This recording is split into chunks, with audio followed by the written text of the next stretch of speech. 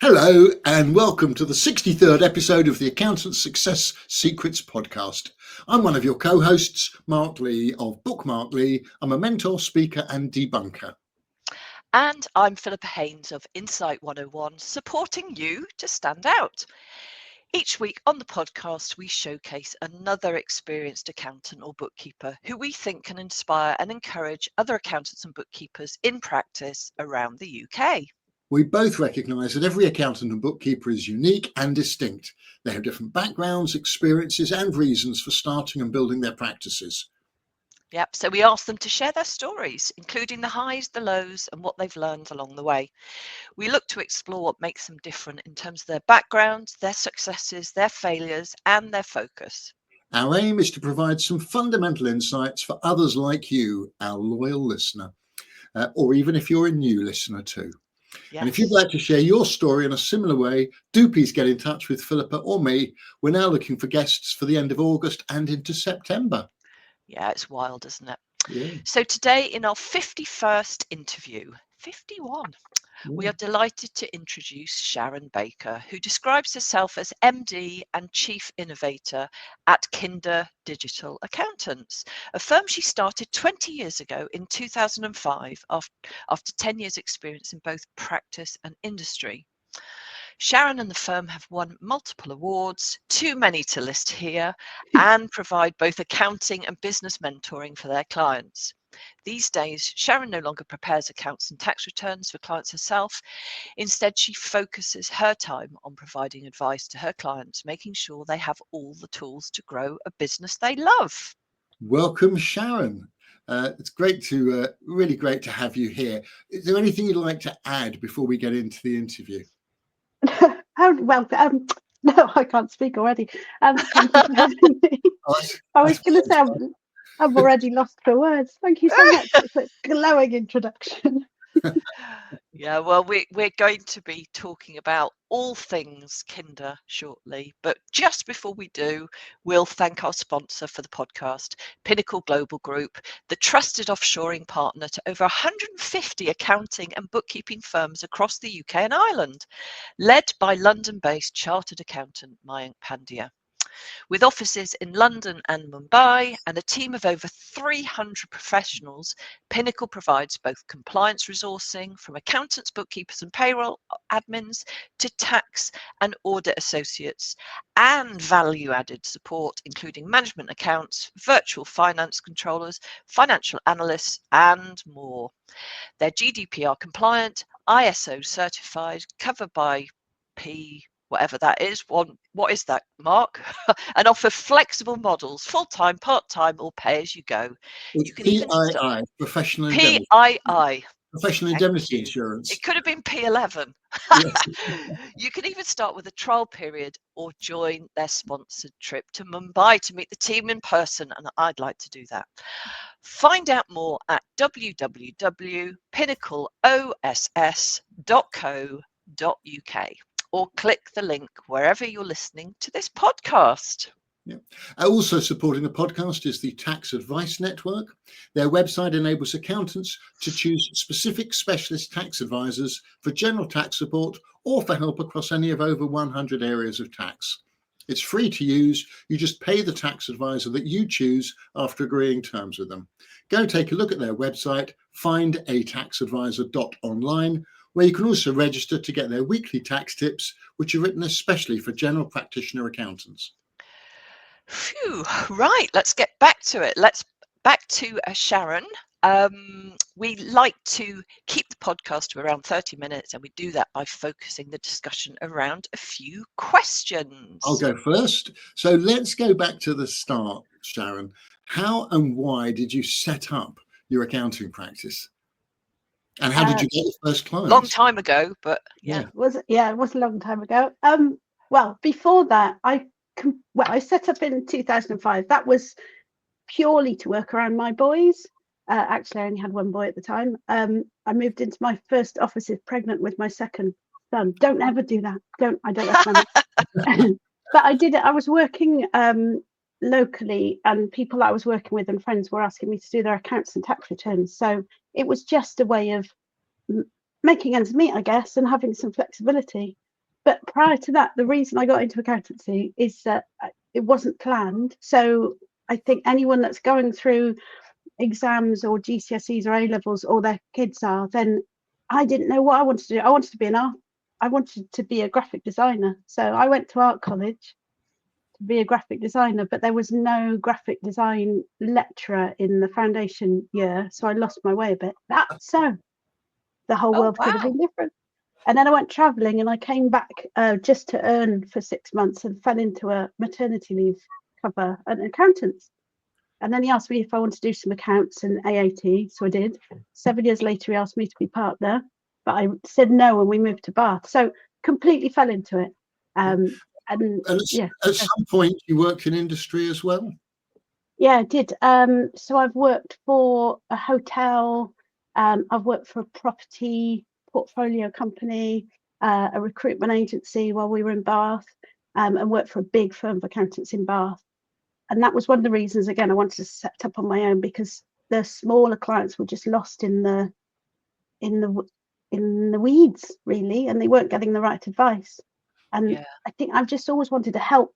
Sounds like a cliche, but give people the right advice and help them on their journey. I think we hear that a lot, don't we, Mark? And certainly Yeah. even when I'm talking to some of my clients, they've kind of left either kind of corporate life or kind of big four or whatever it is within the accounting world. And it's this desire to actually help people who really need the help, rather than making more money for other big businesses. And I totally understand it.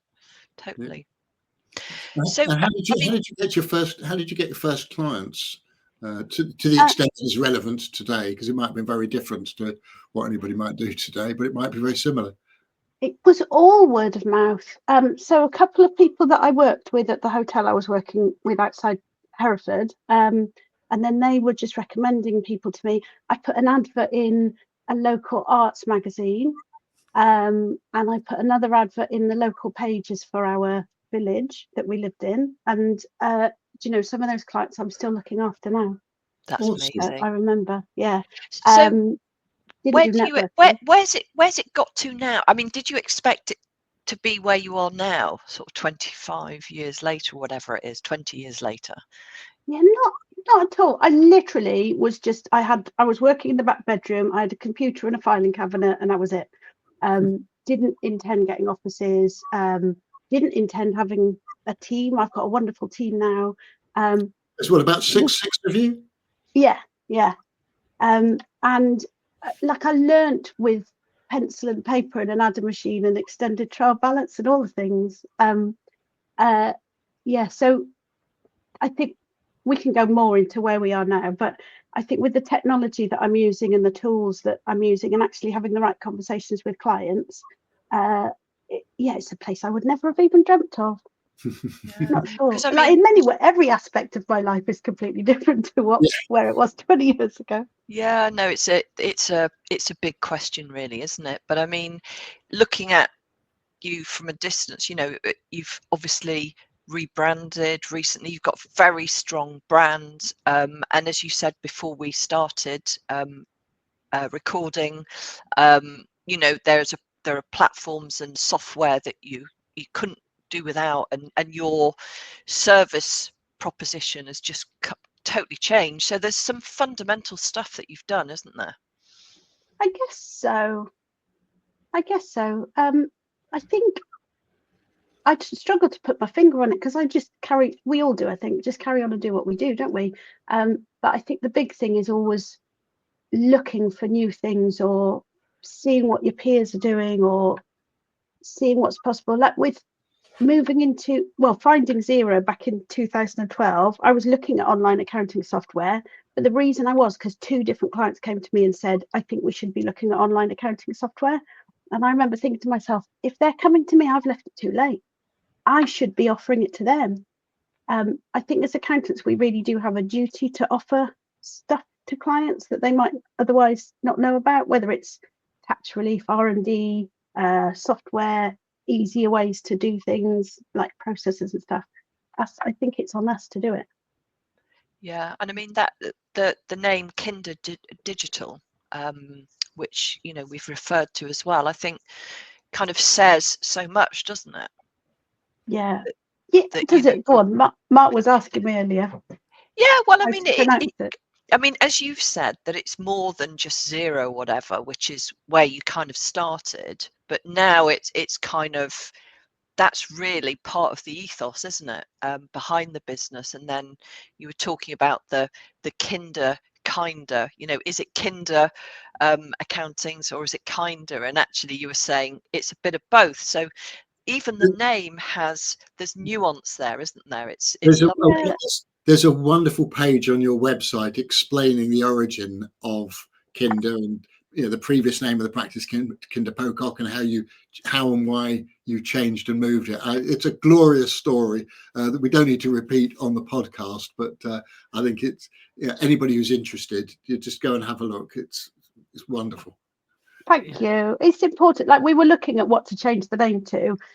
We went to the Beefy Boys amazing burger place here, and we were brainstorming it all with sticky notes and stuff. And the girls, and I said like why the Kinder was important, and the girls, so I got them to all give me ideas on sticky notes, and they were all coming back with Kinder this, Kinder that. They said like, it's so important, just keep it.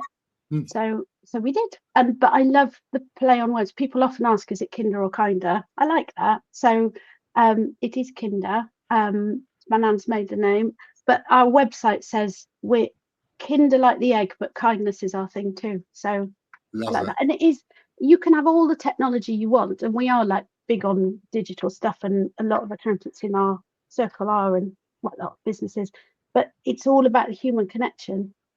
So it's all about building the relationships and making sure that we really understand what clients have got going on, and just checking in with them. And like the bit that I do, we call it advisory, but actually it's about really understanding what's important to clients personally and making sure their businesses can achieve that for them. And just fills me with joy seeing what they are able to achieve with the right guidance. Yeah, it's really important, isn't it? Yeah. So go on, Mark. There you go. It's all right. No, I was just going to say, there is 20 years is a long time, really, and you must have had so many learnings along that sort of journey. Are there some which you kind of look at now as being really kind of important that are still valid today? Because the people who listen, we've got some real kind of established, experienced accountants who listen all the time, but equally we've got quite a lot of newer, kind of younger accountants and bookkeepers too, and they really value the sort of tips and insights. So what have you learned then? There's a few big things, I guess. I'm a bit of a people pleaser. So my biggest one is it's all right to say no. It's always all right to say no. Yeah. Don't say yes to everything. You don't have to. Someone said, I don't know who it was, I'll get this wrong. If you say yes to the wrong things, you're saying no to the right things. Love that. Right. Whether that's personal or business. Like, I might say to a client, I can do something today, but it means that I've then had to push aside something that I should have been doing, or personal things. But I think in terms of people as well, is making sure that you have the right people around you in terms of your community. Listen to your peers. I've got so many ideas from the people around me, like Emma Fox. Everybody knows we're big buddies, but I met her through Xero, and we're best friends now. Stephen Paul as well. I met him at the very first XeroCon in the UK. Like, all these people have got such great ideas. Ainsley's another one. Ainsley, Damery. But I can go to them and ask their advice as well. So it doesn't matter where you are on your journey, whether you have got all the experience or whether you're just starting. You can't do it on your own. You can't do it in a back bedroom on your own. You need people around you. And in terms of clients and your team, make sure you've got the right people on board. We've got amazing clients. I've got an amazing team. They're listening, I think. Love you. Yay! But it makes a difference. How do you find the members of your team? Have you had learnings and good and bad experiences there, or did you just get it right? Oh, lots of good and bad experiences we haven't got time for today. But we've got a brilliant recruitment agent that we've used for ages, and he's well known in the accounting world. Do you know what I always say? Your marketing has got to attract the right team as well as the right clients. Absolutely. So Rian's listening today. I hope she doesn't mind me saying she stalked us for a year before she contacted me. She's fabulous. Oh. So I think it's getting your message out there helps for the team as well. But we've got quite a lengthy recruitment process. So we ask for a video, just a quick 2-minute video. Great. Yeah, this is I've heard that before. It's a great idea. Yeah, it just gives you more of an idea than a CV does. You can get a sense of who the person is, but tell us a bit about yourself, a bit about what you know about us and why you would be the right fit. And then we get their CV too, but then they meet the team on Zoom, not me. And that's really good, like having a cup of coffee over Zoom. And then we get them to do an online test and like a quick character profile. It's only 5 minutes. And only once they've passed all that, they get an interview with me. So by then I know them. Yeah, so that's lovely. That's great. And what's I mean, one of the things I know when I talk to clients and friends, peers, is that recruiting people is quite difficult normally, and keeping them is really difficult as well. So I know certainly quite a few bookkeepers who've just really struggled because they keep losing people because they can't, it's an awful thing to say, but they keep coming back saying, oh, sorry, it's too much like hard work, basically. So I mean, it's one thing recruiting people, isn't it? How is it because of the values and the ethos of the business that everybody stays, or what's going on there, do you think? Blow that myth out of the water. They don't all stay. So we've had our challenges as well. Joe's been with me 11 years, but That's pretty good. Yeah, we've had changes to the team. I think a big thing I've learned is, and I don't know that I've got this right, is making sure that like that recruitment process is really good, but making sure that when you've got your team member on board, that you then give them the right support and the right training and making sure that they feel at home. So we do lots to welcome the team on board. But Anna and Amanda both started when I was off with my back, or kind of not really present when I had a bad back. That's quite recent then, isn't it? Yeah, that September for 6 months. So they started in October and November, and I was half present. So I'm going to be honest, they might be listening. I don't think I've given them the right support that I could have. I told you I like sharing. So it's really, you can't just get someone on board and sit them at their desk and expect that everything's going to be rosy.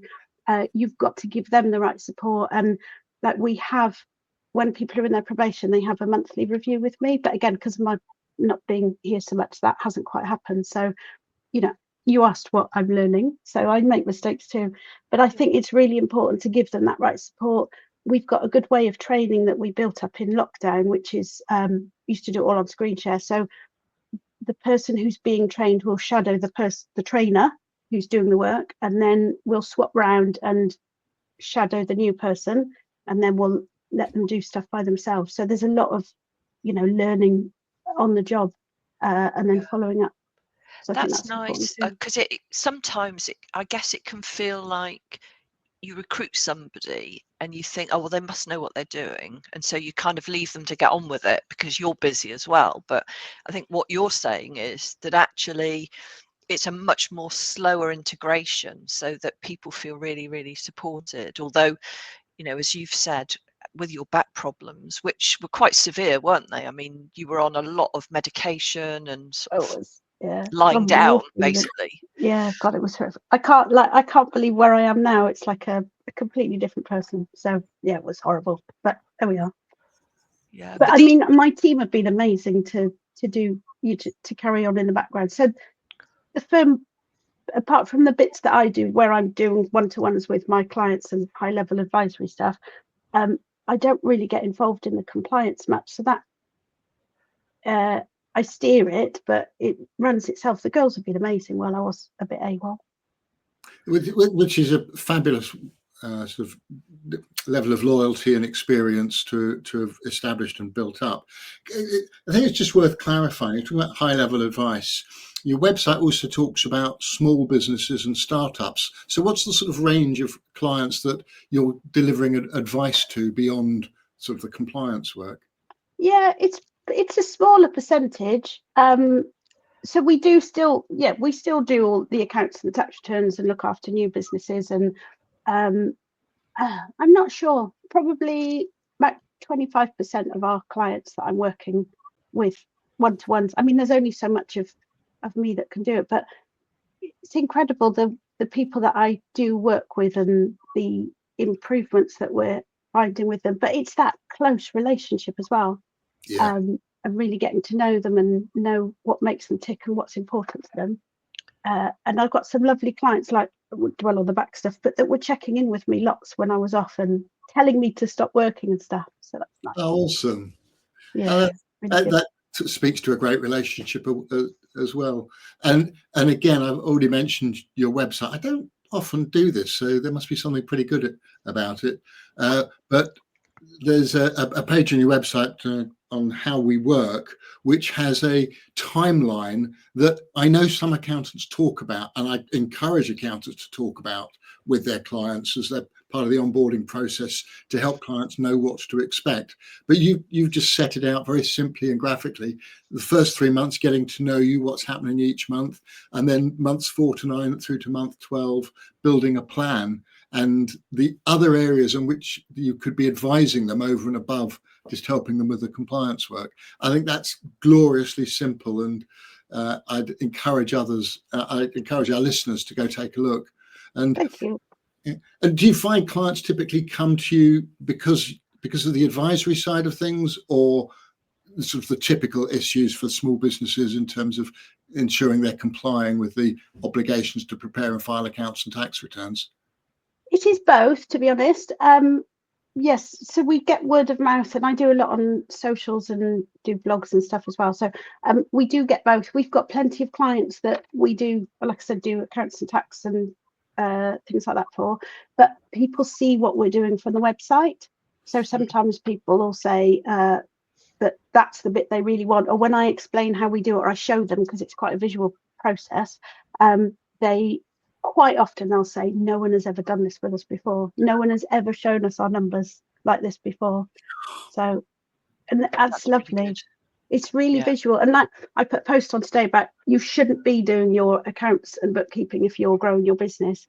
We've got a few business owners will say they want to do that because they've got their finger on the pulse. I don't believe you should be lost in the weeds. I think every now and then you can go back down there, but looking at high level stuff, like it's we use Clarity a lot for this stuff, and it only shows you 7 numbers in your business. That's all you need, because that'll flag any problems. So, and if there are any, then like we can go down into the weeds, or see what's going on and if there's any issues. But yeah, so that's where I believe people should be, and it works as well. Like we've been doing this kind of stuff with people for 4 years or more, and it's different every year. Like setting the plan, it might be, yes, they want to grow the business, they want to be able to pay for school fees, or just be able to sleep at night, or they want a holiday, or they want to work less. And then it might, like some clients we're working with now, the plan's completely changed. They're exiting the business, or they're taking a step back and they need to put other people in their place. So it's interesting work as well. Yeah, definitely. So I mean, one of the questions we ask is mistakes, and as the quote goes, I've made a few. What would you kind of highlight as being, I mean, lots of people talk about pricing. I think you've already talked about recruitment issues, and your back was bad, so you probably haven't supported some of the newbies as much as possible, although I'm sure that will change given what you're like, I know well. But any other kind of mistakes or stuff that's come along? Yeah, I think, and what you've learned from them. And what you've learned, yeah, I think pricing is a good. Well, I've said, like, saying don't be afraid to say no. That's a good learning. Like, don't say yes to everything. And I did yesterday. I said to Joe, I've just said yes to something I need to do by Friday. Well, Sharon, what have you done that for? So pricing is a good one. I remember when I started out thinking, how can accountants charge so much? But if you start low, Yeah. it's impossible. It's so hard to get up to the right level. There's another one as well. Like with everything we've been through the last few years, I know a lot of people are not changing their prices each year. Yeah. But if you normally review your prices every year, and there's a lot going on, and we've all got cost increases, if you miss it for a year or two, and you've then got to go to your client and say, oh, there's an increase, they've suddenly got to jump. Whereas if you'd have done it every year, it would have been easier. That's something I'm still learning, but happy to share. So I think that on pricing, it's important to keep reviewing. And if you do decide to freeze your fees or prices for whatever reason, you must tell your client. So like with COVID, we said, we told a lot of people, obviously we're going to support you, we're not changing our prices, but we told them, and then that's managing our expectations. That's another big, maybe a mistake. Communication is everything, isn't it? But managing expectations. So if you've don't overpromise and promise over deliver. That's the right way around, isn't it? I totally agree with that. I mean, just as an example, I'm doing something for a client of mine, and I've said by Friday it will be done. But every day I tell them when I'm going to be working on it, so that they know that I'm not going to be there to answer questions, because it's a shared document. But I'm just doing that so that they're not waiting for me. I've almost answered the question, and it's a bit like, with you, sort of just managing that expectation of how you work and how you serve them. Yeah, definitely. And I don't think we've got that absolutely right. But we know that we need to keep communicating with clients and letting them know what's happening. And not promising things too quickly. I think that's really good, checking in as well and what you're doing and when. I think you're absolutely right. And Philippa, I hope you've agreed with your client what by Friday means, in terms of, does it mean by 9 o'clock on Friday, or by 5 o'clock, or 9 o'clock in the evening, or whatever? Good point. Yeah, Right. well, every morning I sort of set out what will be achieved. And I mean, I don't know how you feel, Mark and Sharon, but the worst thing is that kind of black hole where you're left wondering. And if you're leaving a client to wonder, then you've actually done a really bad job, because they almost need to think, well, I know what's going on there, so I can drop that. I don't need to take up space in my brain for that. Absolutely. I think normally I get a sense that we should be letting a client know about something, or we should have done something. If I don't act on it, 9 times out of 10 they'll contact us. So you need, it's just having that empathy and putting yourself in the client's shoes. It's really, especially in this digital world, it's easy to hide behind a computer screen, but it's so important, whatever your role in the accountancy firm or any business really, to understand there's a real person with real issues going on. Like, we've been trying to contact a client for a meeting and information for weeks, and she suddenly emailed and told me all the stuff she's had going on. So I immediately said, don't worry about anything. Can we do anything? I'll tell everybody to hold off. Immediately let the team know not to contact her for a week, and just what was happening. It's that kind of thing. People have got lives going on, and they're worried as well. People are worried. Well, I think that's right. We, as you say, we never know what's going on in somebody else's life if we don't ask them, unless they're sharing all the time, and we're sufficiently active to see everything they're sharing online all the time, which not everybody is. And I think that business about putting yourself in the client's shoes and empathy with them, essentially, that's what we mean when we talk about being proactive rather than being reactive, which is waiting for the clients to get in touch or to chase or to ask for information. I think that really sums it up very nicely.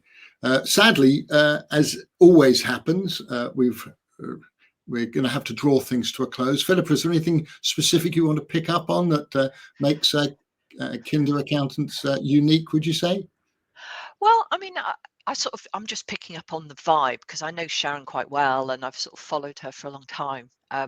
But I mean, just from these 30 minutes, that there's a real sense of confidence there, and just it feels like you're very calm. Very calm. And I mean, even Mark talking about the website and this is how we do it. This is, it's like it's all been mapped out. I get that sense that in the background there may be lots of, wheels whirring, but I think those wheels are whirring for a purpose, so that, as you said, with the advisory piece and and you leading the business, there's that calmness that comes across, and it may completely be a veneer, but that's what I've picked up on, which is lovely. Thank you. I am calm. There is a lot going on, and there's a lot of moving parts, especially because I'm realizing how much I was not really present for the last 6 months. So there's a lot to do, but yeah, it feels like we're in a good place. Well, and I think that calmness that you're able to project, and that confidence is partly born of experience as well. Good experiences and tough ones too, and some of the challenges, sort of putting business life into context, and having built up a decent team with great structures to ensure that you recruit effectively and retain or let go those who are not fitting in or working well. I think it's all wonderful. I need to stop waffling. Sharon, how can people find out more about you and Kinder Accounting? I think LinkedIn is probably the best place to go for me. I'm Sharon Baker, FCCA. I've got a purple heart after my name, so you can't miss me. Our website, Kinder Accountants. I'd say those are the two best places to go to. It's kinderaccountants.co.uk. Yes, sorry, thank you. kinderaccountants.co.uk. And as it's our 20th year, we're hoping to be running a big event in September. So just starting to plan it. It was going to be earlier in the year, but yes, didn't quite work. So excellent. Look forward to that. Many congratulations on that. And Philippa, how can listeners find out more about you and Insight 101? LinkedIn as well, or my website, www.insight101.co.uk. Yeah, and I support accountants and bookkeepers to stand out. I think Sharon, over the 20 years, has really developed a really strong brand and a really fantastic website as well that says what she does on the tin and also leads her ideal client through the journey. Not everybody can do that. And if you can't, or if you want to kind of shortcut the 20-year process, then I'm there to support you. And Mark, tell the audience a little bit about you and how you can be contacted. Online everywhere. I'm Bookmark Lee. Even my business card is a bookmark. You'll find me on LinkedIn, Mark Lee FCA, my website, bookmarklee.co.uk. And Sharon's alluded to the fact that she's had a lot of support from colleagues, coaches, mentors, and people in teams around her. And whilst I haven't worked with Sharon, many of the accountants that I do work with see me as a trusted sort of NED style mentor for their practice. If they're sole practitioners with some form of growth ambitions, and those who perhaps are more comfortable but still want to develop and do things differently, they tend to join my Soul Practice Club, which is for practitioners who don't have a partner or colleague that they can share issues with. So they share them with fellow practitioners running their own practices, some with staff, some with not, and with me facilitating and chipping in what I've learned over quite an extensive career working with smaller accountancy firms. In any event, I'd encourage you to reach out and connect both with Philippa and me on LinkedIn, and do please follow the podcast pages on LinkedIn and on Facebook. And if you check the Accountant Success Secrets podcast company page on LinkedIn, or any of Philippa's recent posts, you'll see that we are collating our podcast interviews into an ebook, and we've got the first 5 are in the first volume, and you can sign up and obtain that as well. Yeah, we've got over 50 sign-ups so far. So there we go. Anyway, that's all we have time for today. Thanks so much, Sharon. It's been fantastic to have you in the hot seat today. We better thank again our sponsors of the podcast, Pinnacle Global Group, your trusted outsourcing partner. Do check out their website and let their CEO, Mayank, know how you heard about Pinnacle Global on this podcast. And thanks too to the Tax Advice Network, the easiest way for accountants to reach specialist tax advisors. Remember, there's no charge for using the website findataxadvisor.online, where you can also access their weekly tax tips written especially for general practitioner accountants. Yeah, so if you've enjoyed this episode, and why wouldn't you? We're all starstruck. Please share the love online, subscribe, and leave a review on Apple Podcasts or on Spotify or YouTube, and let us have your feedback directly too. It all helps to broaden the reach of the podcast. And also, please contact Mark or myself if you would like to feature and be in the hot seat. We would love to see you here, or somebody else as a future guest that you can recommend. We're all ears. Yeah. Thanks so much, Philippa. Thanks again to wonderful Sharon. That's been an absolute joy and a delight, as we anticipated you would be. There'll be another episode of the Accountant Success Secrets podcast next week, when our guest will be John Norton of Barefoot Accounting. So until then, or anywhere else we might meet online or in real life, bye-bye for now. Bye. Thank you both as well. Thank you.